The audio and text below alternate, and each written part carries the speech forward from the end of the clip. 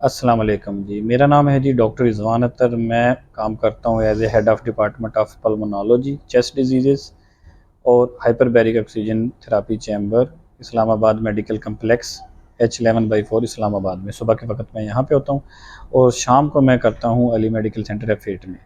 अच्छा, काफ़ी पेशेंट्स मेरे पास आते हैं, ख़ुसूसन जब बरसात आती है उन दिनों में, और बहार के दिनों में ना, छींकों की बीमारी के साथ, कि हमें एक साथ छींक आती है और उसके बाद इतनी छींकें आती हैं कि आंखें हमारी लाल हो जाती हैं, नाक में से पानी चलना शुरू हो जाता है, और कुछ मरीज़ों को सांस का मसला भी इसके साथ, और छाती का मसला भी, और फिर बाद में बुखार होना भी शुरू हो जाता है। तो हम इसको कहते हैं छींकों की बीमारी हो गई है। इसको बेसिकली दो अल्फाज यूज़ किए जाते हैं, एक एलर्जिक राइनाइटिस कहते हैं और एक वेज़ोमोटर राइनाइटिस कहते हैं। दोनों में थोड़ा सा डिफरेंस है, तो ज़्यादा पेशेंट्स में एलर्जिक राइनाइटिस ही होता है। अच्छा, इसकी काफ़ी पेशेंट्स दवाइयाँ लेते हैं जिसमें एंटी एलर्जिक दवाइयाँ यूज़ की जाती हैं, जिनसे टेम्परेरी तौर पे थोड़ा-सा रिलीफ़ पड़ता है, लेकिन उनके सेडेटिव नींद आती रहती है उन्हें, और जो ही उनका असर ख़त्म होता है तो वो फिर दोबारा से उस पे ज़्यादा गोलियों पे चले जाते हैं, और फिर उनकी डोज़ बढ़ जाती है, और फिर एक वक़्त ऐसा आता है कि उनको उन गोलियों से भी कोई फ़र्क नहीं पड़ रहा होता। तो इसके बारे में मैंने कहा मालूमात दी जाए कि जो ये छींकों की बीमारी है इसका बहुत ही अच्छा इलाज है, और लेकिन इसमें एक बात याद रखनी है कि ये जो गोलियाँ लेते हैं ये बहुत ही टेम्पोरेरी सी ट्रीटमेंट है, ये कोई परमानेंट इलाज नहीं है। आपने पहले तो अपनी बीमारी को देखना है कि ये एलर्जिक राइनाइटिस है या वेज़ोमोटर राइनाइटिस है, दोनों में से क्या है? फिर उसके हिसाब से हम इसकी ट्रीटमेंट भी करते हैं। अगर मिसाल के तौर पे एलर्जिक राइनाइटिस है, तो इसके अंदर जो सबसे ज़्यादा जिस चीज़ का रोल है वो इंट्रानेज़ल आपके कुछ स्प्रेज़ हैं जो यूज़ किए जाते हैं, जिनसे आपको छींकें ख़त्म हो जाती हैं आना, और आहिस्ता-आहिस्ता बिल्कुल आपको ये बीमारी ख़त्म हो जाती है। और अगर आप यही बीमारी को कंट्रोल नहीं करते, तो यही बीमारी आपकी फैलती-फैलती आपके अंदर दमे की शक्ल भी इख्तियार कर लेती है, और काफ़ी पेशेंट्स आते हैं मेरे पास इस चीज़ के।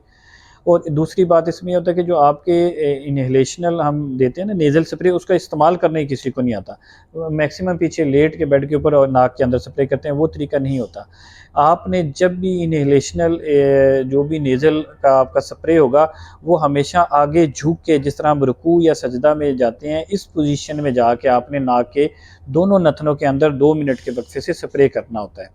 और पीछे लेट के नहीं करना होता है। इसको हम मक्का पोज़ीशन भी कहते हैं, कि आप सजदे या रुकू में आगे झुक के फिर आप उसके अंदर, नाक के अंदर उसका स्प्रे करें, और सुबह-शाम कई स्प्रे होते हैं, कई दिन में 1 दफ़ा स्प्रे किया जाता है और कई दिन में 2-2 दफ़ा भी स्प्रे किए जाते हैं।